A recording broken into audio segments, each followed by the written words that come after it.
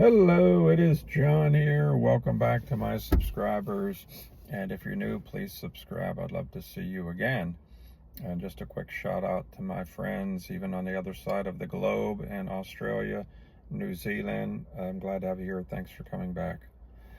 Alrighty, so, I'm driving around earlier and just remembering a word that I had previously is something I've shared here. And I just really felt like somebody needs to hear this today. Like, this will be important to, even if it's just one person.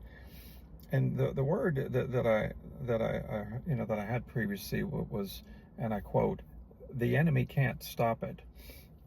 Now, while I was sitting here, I was just some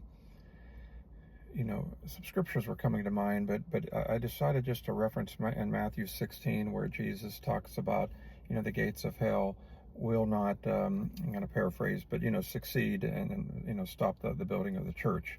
It was just flat out going to be done.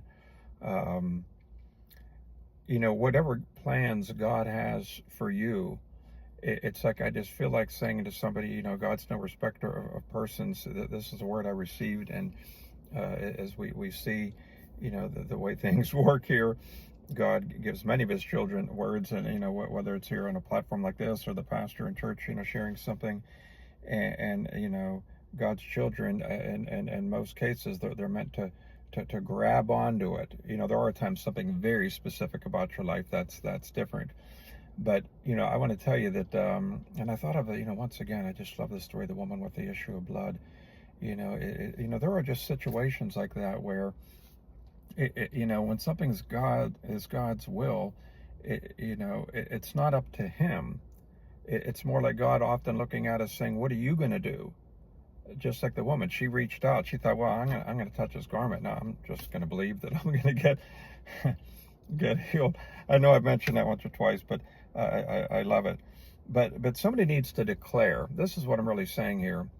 Declare and decide that whatever God's plan is for you, and pray about this. I would take this back to the Lord. Lord, I want a piece of this word here that you gave your son John. Take it back and say, I'm going to declare this in Jesus' name. The enemy won't stop, the plans that you have for me. And I'm going to expect in faith, Father, you to stand behind these words. The devil does everything he can to try to stop things and discourage you and make you think that God's changed his mind and different things. But that's why we always want to stay close. We want to, continue to cultivate that relationship that we have with the Lord. When there's resistance, as long as it's God's plan, then just chalk it up to the enemy trying to stop it. Whether it's a discernment matter, that's something else we want to pray and make sure we know. But I know I'm talking to a lot of people. You already know what God told you, and just make that within yourself, make that, what I want to say here, just like a firm, concrete decision. Just have that stance that it will happen. We deal with warfare and stuff. That was even one of the first things that came to my mind when I was driving around, the warfare so much that we deal with.